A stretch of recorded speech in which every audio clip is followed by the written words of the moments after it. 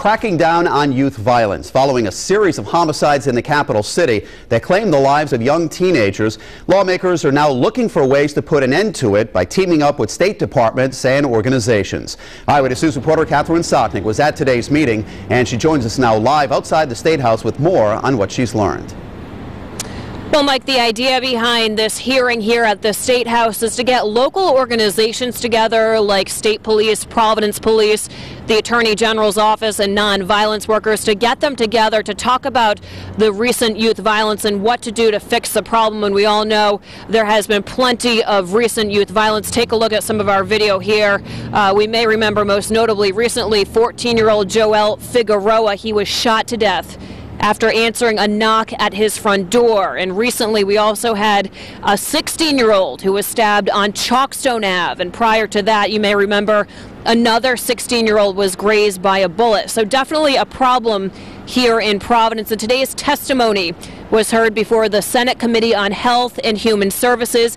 And one of the more notable pieces of testimony that we did here today actually came from the Attorney General's office. And I can tell you that Special Assistant Attorney Jim Baum, he prosecutes many of the gang-related crimes. Well, he says that the gang members out there, especially in Providence, are getting younger and younger, and the cases, he says, are getting more violent. As a prosecutor involved in more and more gang-related issues, it is disturbing that it's getting more and more violent and more gun-based. We don't like to prosecute these many cases. It's not fun.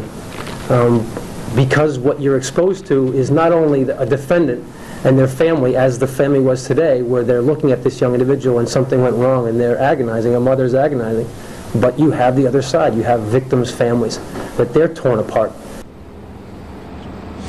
So a lot of testimony heard here at the State House today, Mike, and some people out there probably wondering, well, what are some of the more concrete things that came out of today's hearing? Well, Senator Juan Pichardo from the committee who actually called this meeting together, he says he's looking to put together a legislative task force to address some of the problems, and some of the offices as well, like the Attorney General's office and the police, are also asking lawmakers here as well for some of the tools that they need maybe to prosecute or to arrest some of the juveniles in these crimes. For now, we're reporting live with the State House with the Providence Mobile Newsroom. I'm Catherine Sotnick, Eyewitness News.